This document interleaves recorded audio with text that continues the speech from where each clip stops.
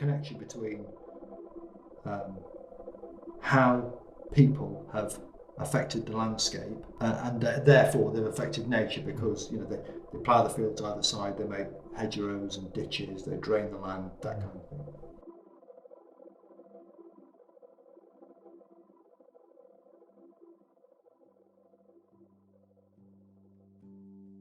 Here we are in the Peak District, and you can see it's absolutely surrounded by urban conurbations. And the legacy, especially historically in the past, has been pollution, whichever way the wind has been blowing, and that combined with wildfires and the effects of climate change and historic overgrazing and erosion from visitor pressure, among the other threats, have really combined to, for want of a better term, knacker the blanket bog. The bog building sphagnum mosses have died out as a result of the ultra low pH, the acid rain and other pollutants. There's a big emphasis on climate change alleviation at the moment and mitigation, and one of these aspects is to restore the healthy condition of the blanket bog. Healthy peatland is actually a better sink for carbon than planting trees over the same area. It doesn't get as much shouting about, really, but people are starting to recognise this.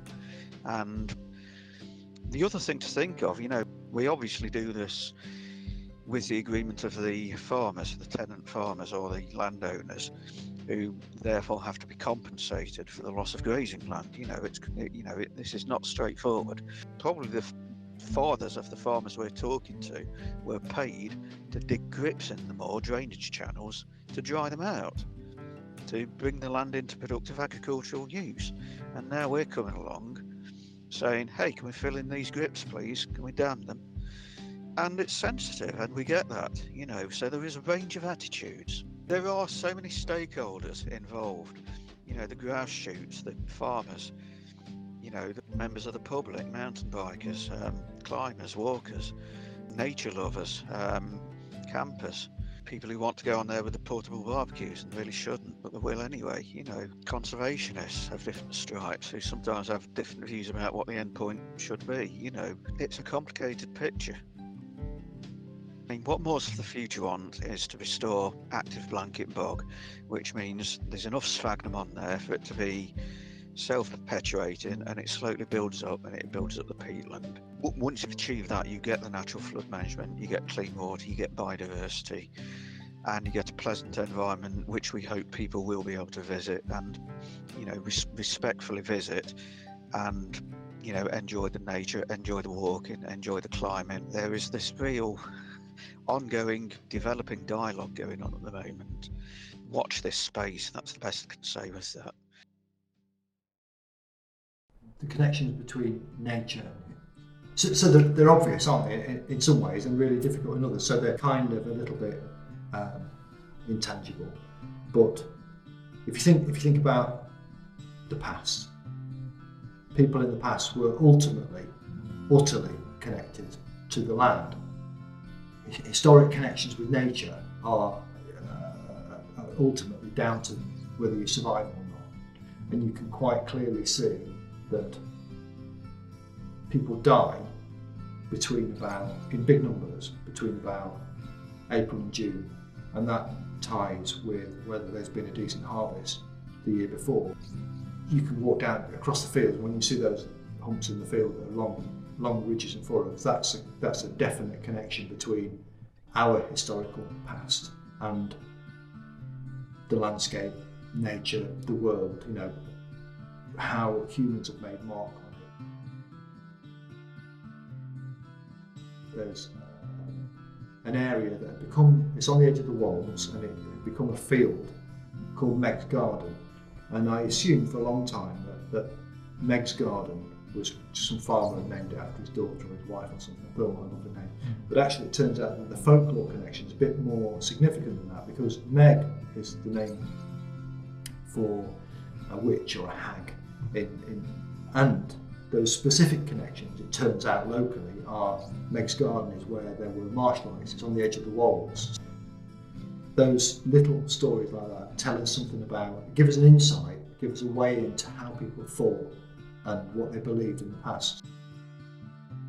There's historical accounts and there's folklore, and it's not like the two are utterly disconnected. So the historical record has been written by somebody, and that somebody, whether they know it or not, has got an agenda. So the wolds, the wild, the waste, if you like, was just over these fields. That was a place of importance, but also it was a place of fear, because it was different. It's outside, it's beyond the bounds of the village. And then the modern stories written about those bodies that are in the bogs, and they're important historically in that sense. What did they wear? Can you perform a post-mortem and find out what was their last meal? That kind of thing. But then there's how did they die? Why are they bound? Or very often ritually murdered, aren't they? Placed in the bog. It's believed for appeasement of gods, or whether they're the sacrifice in some way, that kind of thing. So they're really important, environmentally, ecologically important places now, and obviously now there's been a recognition of just how important these places are for carbon sinks.